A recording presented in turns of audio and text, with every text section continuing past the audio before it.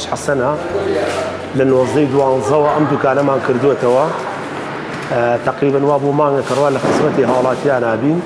ئەم گۆشتی ئێمە لە وڵاتی مەنگۆلیاوەیەت بە شێوەی حەڵال سەر ئەبڕێت لە هەمان کاتیشا ئەم گۆشتی کێیەت بە بەڕادەوە نەقڵە بێت. ینی گومان لە لای خەڵک دروست بوو بێ ئایا ئەم گۆشتە خاو ئەبێتەوە جارێکی ئەیبەسێتەوە.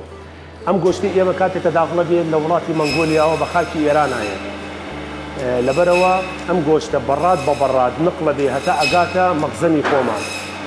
هیچ کاتێ ئەم گۆشتە بەبێ بەڕاد بەبێ هەوای سەر نامێنێتەوە. لە هەمان کاتیشا کاتێککە داخلی دوکانی خۆمانی ئەکەین ئەم گۆشتە جارێکە بە بەڕاد داخلی دوکانە بێت. هەم دیسان لێرە ئەکرێتە ناو مجەمیدەوە.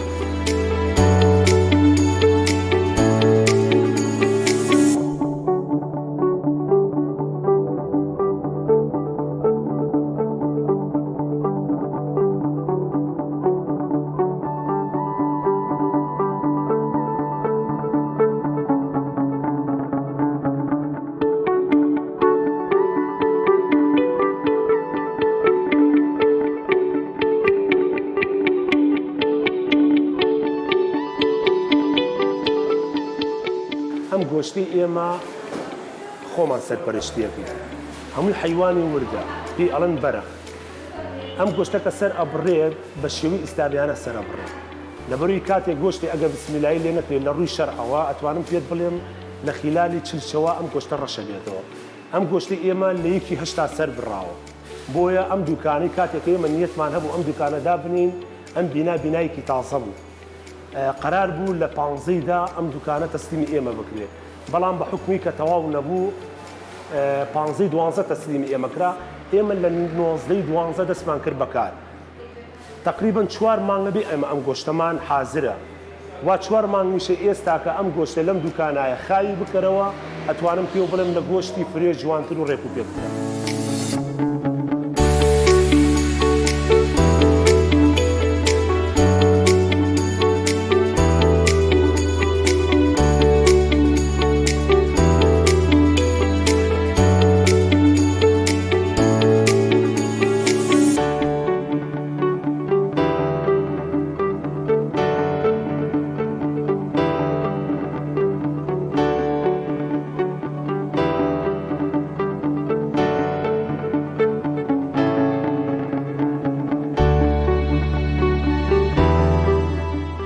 لەم کاتا بەس گۆشتی بەرخمان هەیە.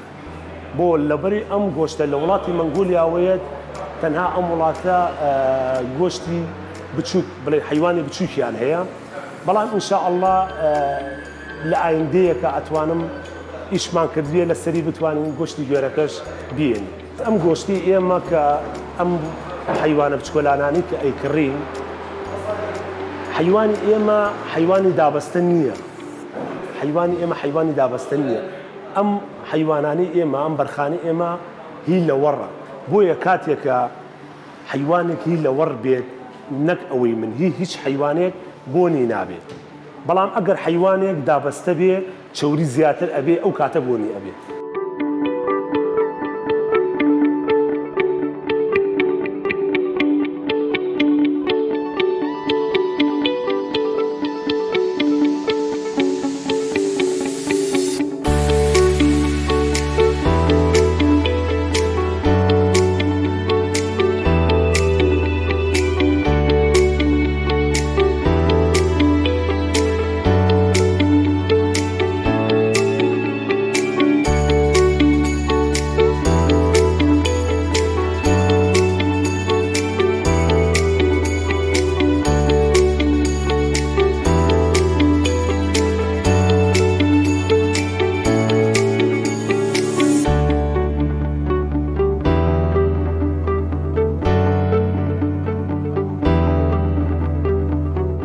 ئەتوانم ئەوە پێ بڵێم باشترین شێواز بۆ ئێمە ئەوەیە کە مشتری و هاوڵاتی خۆشەویست بێت تاقی بکاتەوە بزانین گۆشتەکەی ئێمە هیچ خلافێکی تیا هەیە لە ڕووی بوون لە ڕووی ناسکیەوە. زۆر کاتە پرسیارانمان لێکەن هەر ڕوبەڕوو مشتریش پێمانەڵێ. بەڵام من نەبێ بەوەی کە بڵێم وەسفی گۆشتەکەی خۆم بکەم. ئەتوانم پێ بڵێم یەکەم جار ئەم گۆشتی کە هاتووە لە ماڵی خۆمان گەردەملەکەیم خواردووە. لەبەری گەردەمن تەبیعەتی وایە گۆشتێکی لینج و بەتامە بۆ شێوازی قۆزی بەکارێت.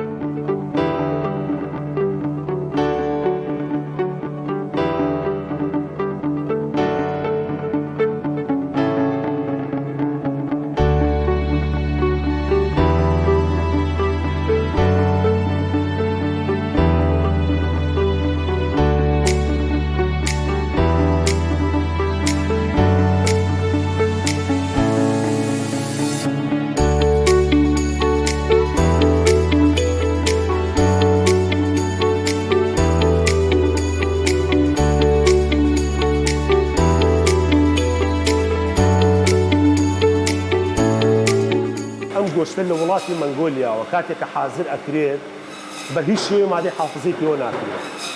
شێوازی پێچانەوەکەشی هەر خۆمان داوامان کردو بۆ لەبەر ئێمە پێشتر و بە ئێستاشەوە دوکانی فرێشمانەیە ئەزانین کە شێوازی پێچانەوەکەی چۆن نەبێ بۆیە داوامان کردووە بە شێوازی فالکۆن بۆمان بپێچن. کاتێککە حاضر ئەکرێت بە بەڕات کە نقڵە بێ هەتا ناو شاری سلێمانی بە هیچ شێوەیەک ئەم گۆشتە خاو نابێتەوە و جارێکی کە نایبەسێتەوە. کاتێککە داخلی سلێمانێ یەکسەر بۆ بەڕادە لە بەڕادیشەوە کە داخلی دوکانی خۆمانی ئەکەین هەر بە بەڕاد نقلی ئەەکەین و ئەمە شێوازی مجەمیدەکانەکە خۆتامە بەرچاوتانەوە گۆشتەکەم چەند ڕێک و پێدا زۆر کاراسانی کردووە. من پێتەڵم دوکانی گۆشتی فرێشمان هەیە کیلۆی گۆشت ئێستا بە 22,000 بەڵام ئەم بە نیوە قیمەتی ئەو گۆشتەیە لە هەمان کاتیشە هەرە ئیشی خۆیەکە و ئەتوانم پێ بڵم شان ئەیا لە شانی ئەو گۆشتە چونکە هیچ مشکلەیەکی نییە ئەم گۆشتە کە خاو ئەبێتەوە لە لێنانە نەبوونی هەیە و نەڕەنگیشی پێدەچێت.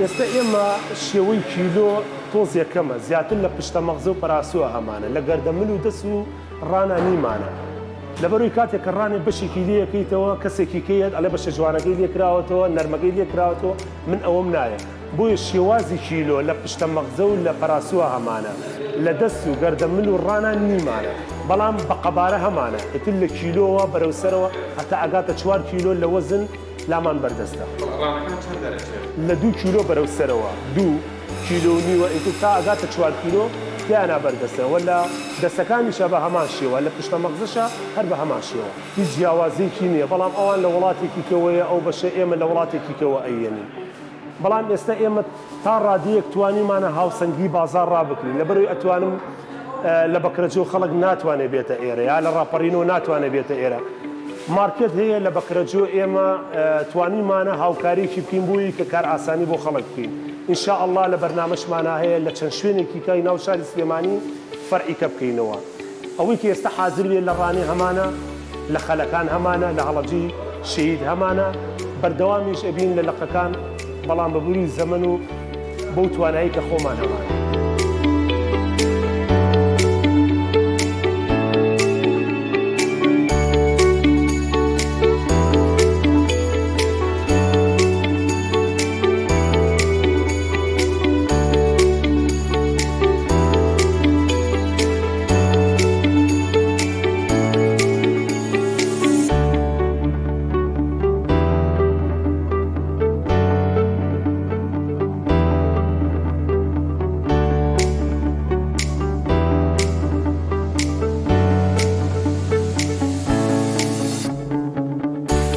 لە 10,000 دەست پێکە هەتا 8,000 لە ڕان و دەست و پشتە مەغزە بەدەیە گەردەمنمان بنۆیە پەراسوشمان بە 8,000 ئەو پەراسوی ئێمە لە بەکەشی پێوەیە یعنی ئەتوانی بە دوو شێواز بەکاربێنی هەم بۆ کەباب هەم بۆ خواردنی ناوماڵیش ئەو کەسی کە یەکەم جاریە بۆ لە ئێمە لەبەروی ئاشنانیە بەم گۆشتە ئەڵێ کیلۆیەکەم بەرێ کاتێککە کیلۆیەکی ئەینێ دوجاریەتەوە بە چەند کیلۆیەک ئەیبا سپاسی خی گەورەیەکەین هەتا ئێستا کەسێک نەبوو گلەیمان لێ بکە توانیمانە ئەو هاوسانگیە لە بینی خۆمان و مشتریە دروستکەین یان پێ بڵم ئەو متمانەیە دروستکەین بۆ ئەوەی کە خەڵک لێمان ڕازی بێ ئینشاء اللهش بەردەوام ئەبین کارێک ناکەین کە زەرمەندی هیچ کەسێکی لێ بێتەوە.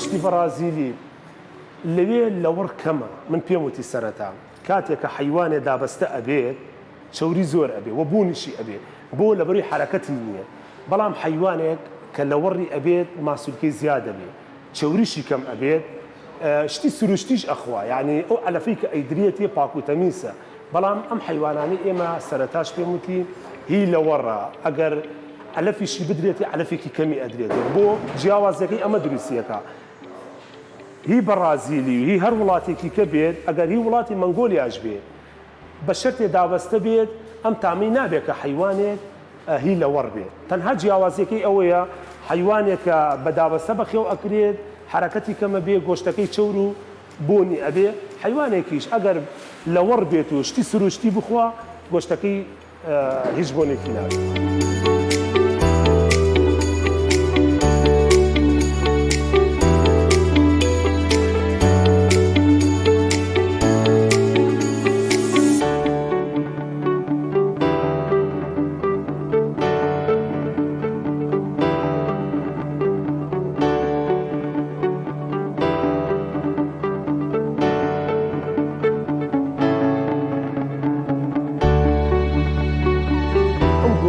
هەر دەمێکە لە عێراقا هەیە دەمێکە بەڵام ئەوەی کە ئێستا ئاشنا بوو بێ سەرەتایەکە لەبەری کە گۆشتی فرێژ جاران هەرزان بوو گرانترین گۆشت لە باشترین شوێنە بە 16,000 بەڵام ئێستا بوو بە 22,000 بۆیە ئەم گۆشتە لە هەر وڵاتێکی کابێت تۆ بۆ نییە بە فرێشی بفرۆشی ئللا ئەبێت 48 سەعات لە بەڕادا بمێنێتەوە اینجا جارێکی ئەم گۆشتە بەکاربێت بۆیە خەڵک تەنها لەوە ئەترسێت ئاشنا نەبووە بە گۆشتەکە بەڵام من حەزەکەم دڵنیایی بم بۆ خەڵکی کە ئەم گۆشتە لە ڕووی ڤێتەنەریەوە فەحس کراوە اینجا داخلی هەرمی کوردستان بووە لەژێر چاودێری قایمقامێتایە هەموو ڕێگارە یاسایی و قانونیەکان و تەندروستیەکانی تەواو بووە اینجا ئێمە ئەتوانین بیفرۆشین.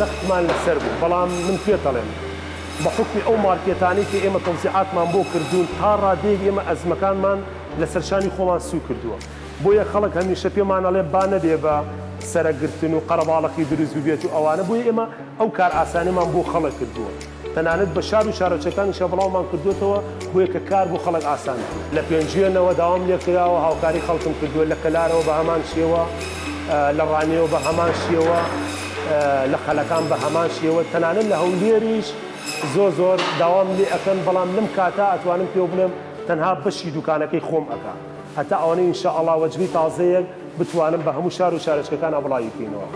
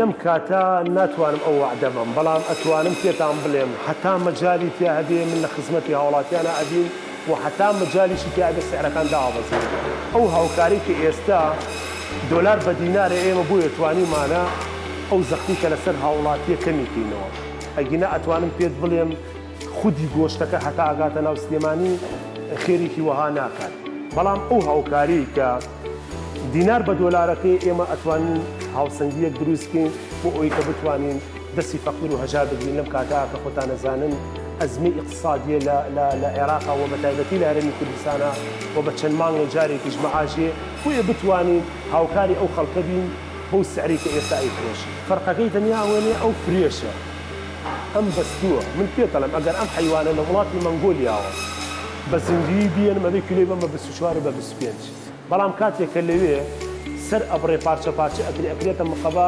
مەترسی لە ناوچوونی کەمترە لە شێوازی بەڕادایە بەبێ مشکلە. بەڵام ئەگەر ئەم حیوانە بە زیندوی بێنین ئەم حیوانە لی مردارە برێتەوە، ئەم حیوانە ئەبێ خزمەت بکرێ، وەزنیدا ئەوەزێ و دووقاتیش ئەکرێتەوە بۆ ئێمە. بۆیە ئێمە بیرمان لەمە کردەوە بتوانین ئەم حیوانە بکردین پارچێکین بە 5 پارچەوە: دەست، ڕان، پشتە مەغزە، گەردەمل، پەراسوو. لەوێ کاتێکە حازرە کرێ بە کارتۆنیە. تەنها جیاوازیەکەی ئەوەیە کە ئەم هەرزانە ئەم بە شێوازێکیە کە لە کارتۆنایە ئەم بە شێوازی زیندوو بێت زیاتر ئەکەوێت لەسەریەوە.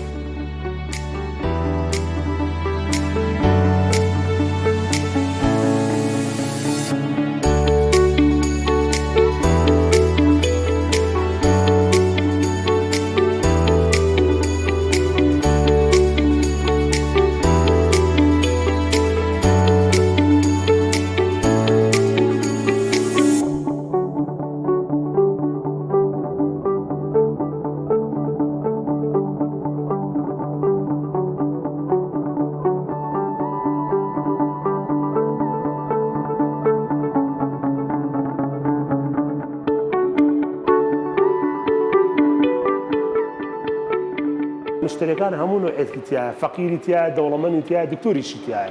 تەنانەت مامۆستای جامیعام هەیە لێرە گۆشتەوە لەبەرێ ئەمە سەحیترە من ئەزانم کە ئەم گۆشتە چۆنە. خەڵکی دەوڵەمەندی ژێ مەسەلە ئەوە نییە ئوستاز فەقیر و دەوڵەمەند خەڵک بۆ گوشتی باش ئەگەڕێ. من ئێستش پێ دەڵێم گۆشتی هەر فرێشە بەڵام شێوازی عەلەفەکەی کە بەکارێت لە لێنانە بۆنێ دروستەکە. ئەم ئەو بۆنەشی نییە بۆیە هەموو تین و توێژیەک ڕۆمانتیەکە. بۆ دڵنیایی هاوڵاتیان حەزەکەم دڵنیایی بم بە هاوڵاتیان ئەم گۆشتی نەک هی ئێمە نی هەموو شوێنێک ئەگەر بە شێوازی ئیسلامی سەر ببڕێت گۆشتێکی حەڵاڵە. بۆیە ئەو گۆشتی ئێمە حەزەکەم دڵنیاییتان بەمێ لەژێر چاودێری خۆمانایە بە شێوی ئیسلامی حەڵاڵانەیە داخلی هەرێمی کوردستان ئەبێتەوە. هیچ دوو دڵ مەبن، هەموو شتێکیش بە کوردوارەکەی ئێماڵێن تاقیکردنەوە باشترین بەڵگەیە. بۆیە ئێوە وەرن تاقی بکەن و با ئێمەش خزمەتان بکەین لە خزمەتان هاتین.